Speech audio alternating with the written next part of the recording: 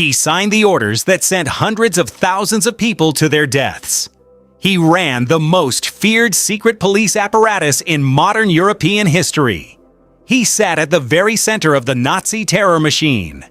And then, in the final days of the war, he simply walked away and was never seen again. Every senior leader of the Third Reich was either captured, tried, or confirmed dead. Heinrich Müller was the only one who simply ceased to exist. But here is what makes this case so unsettling. So different from all the other Nazi fugitives who fled through rat lines to South America or reinvented themselves under false names.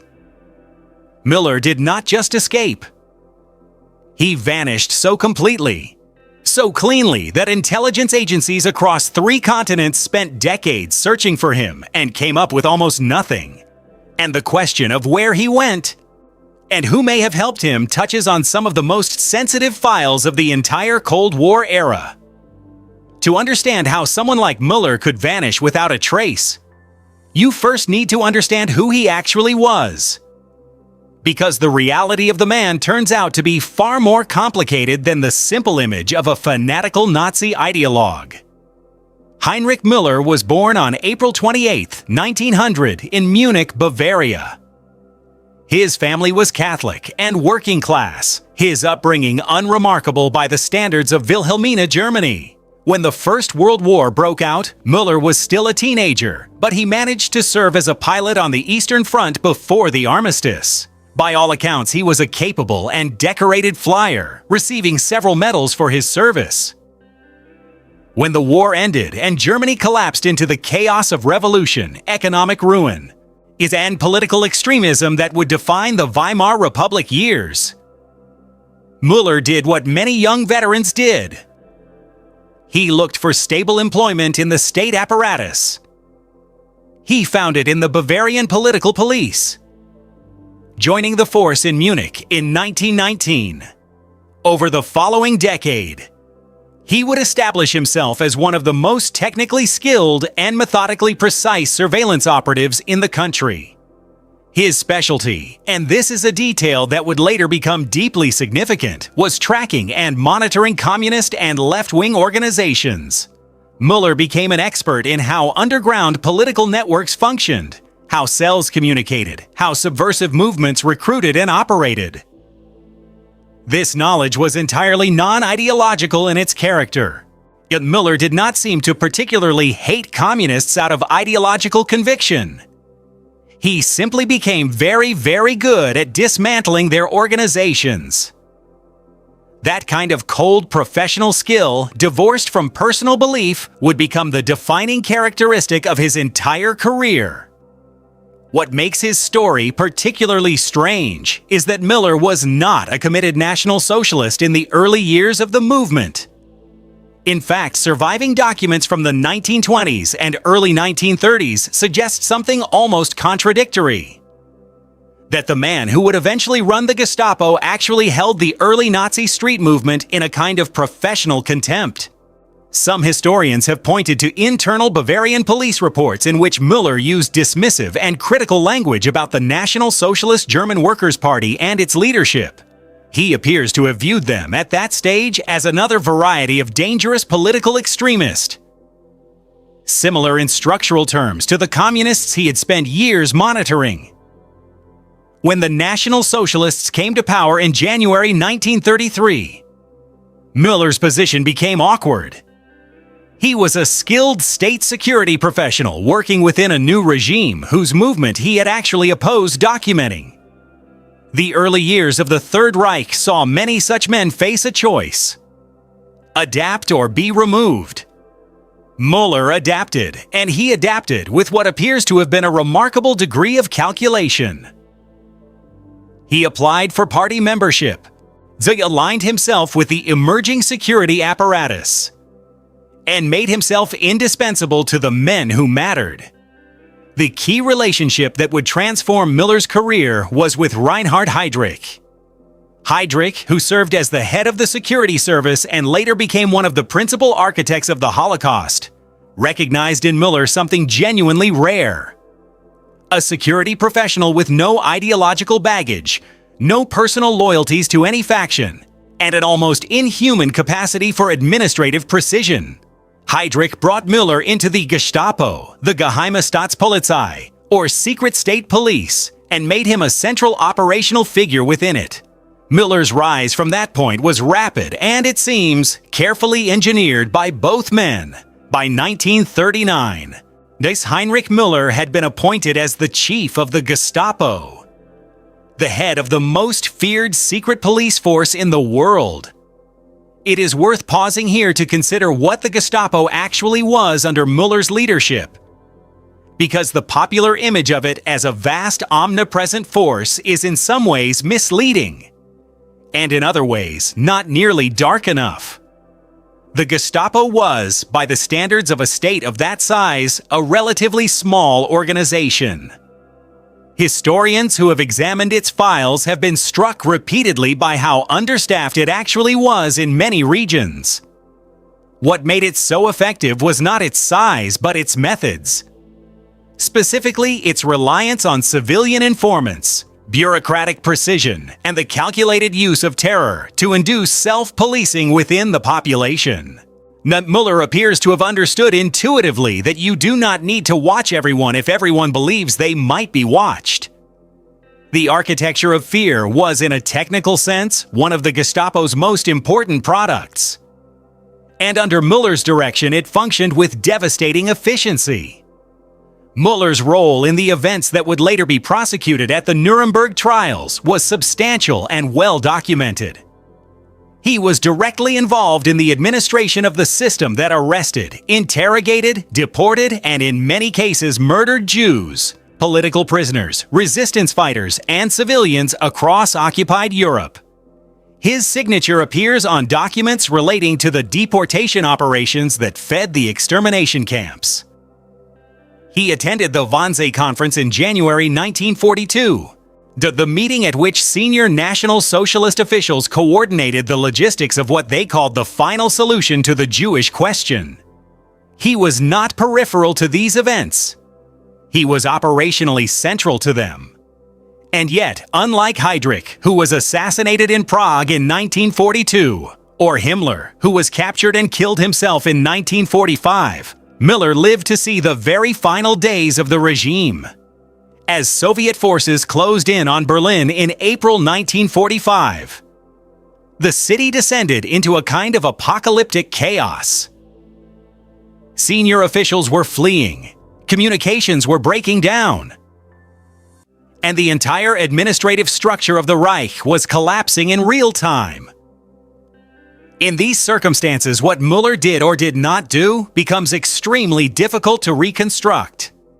What the historical record does seem to establish with reasonable confidence is that he was present in the Führer bunker in Berlin in the final days of April 1945. He reportedly met with Adolf Hitler during this period. The last confirmed documentary trace of him appears to date to around April 29, 1945. A date that places him in the heart of a city that was, by that point, being actively reduced to rubble by Soviet artillery and infantry. After that date, there is nothing. No confirmed body. No reliable witness testimony of his death. No documentary evidence of his movements. He simply drops out of the historical record with a completeness that, given who he was and how thoroughly post-war investigators examined the fates of senior Nazi officials, seems almost impossible to explain by accident. One of the earliest and most persistent theories holds that Müller died during the final Battle of Berlin and was buried in the city sometime around the first days of May 1945. This would explain the absence of any post-war sightings or communications. In 1963, investigators actually exhumed a grave in a Berlin cemetery, a site in what had previously been a Jewish cemetery, an irony so dark it seems almost too much to be coincidental, that contained remains believed by some to be Müller's. Forensic examination of those remains, however, produced deeply unsatisfying results. The bones in the grave did not match what was known about Müller's physical characteristics. Some researchers have suggested the grave contained the remains of at least 3 different individuals, none of whom appear to have been Müller. This finding did not confirm that he survived, but it did remove what had seemed like the most obvious and simple resolution to the mystery. A second theory, one that intelligence professionals have taken seriously in the decades since, holds that Müller may have defected to the Soviet Union. The logic here is not implausible. Müller's professional expertise, his deep knowledge of counterintelligence methods, his understanding of how the Gestapo had operated, his extensive files on communist networks across Europe, would have made him an extraordinarily valuable asset to Soviet intelligence. There are accounts, disputed and difficult to verify, from individuals who claim to have heard of or even encountered Müller in Soviet custody or employ. Some defectors who came over to the Western side during the Cold War decades claimed that the Soviet Main Intelligence Directorate, known in Russian as the Glavnoye Razvedovatelnoye Upravlenie, had at some point made use of former Gestapo expertise. None of these claims have ever been substantiated with primary documentation, and it is entirely possible that they represent rumors that accumulated around a genuine vacuum of information. But the theory has never been definitively ruled out. A third strand of speculation concerns the possibility that Müller may have escaped through one of the so-called rat lines. The networks of sympathizers, corrupt officials, and organizational resources, including certain elements within the Catholic Church infrastructure, that helped many senior National Socialists flee Europe for South America, the Middle East, or other destinations. Adolf Eichmann escaped through these networks. Josef Mengele escaped through them. Klaus Barbie escaped through them. It is not structurally implausible that Müller could have done the same, particularly given his professional expertise in precisely the kind of clandestine tradecraft that such an escape would have required. However, unlike those other figures, not a single reliable sighting of Müller anywhere in South America or elsewhere has ever been confirmed. Intelligence agencies operating in Argentina, Brazil, Paraguay, and other destinations known to have received Nazi fugitives found no credible trace of him.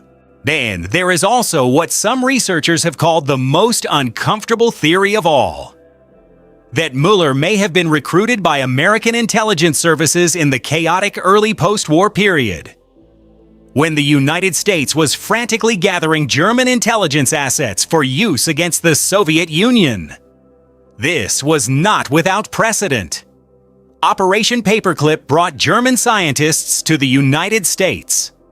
The Gehlen Organization, run by Reinhard Gehlen, a former German military intelligence chief, was essentially absorbed into American intelligence structures and allowed to operate with considerable autonomy in exchange for access to its networks. A book published in the 1990s by Gregory Douglas, who claimed to possess journals written by Müller himself, is purported to show that Müller had been debriefed by the Central Intelligence Agency and lived out his days under American protection. The Müller journals, as they came to be known, generated enormous controversy.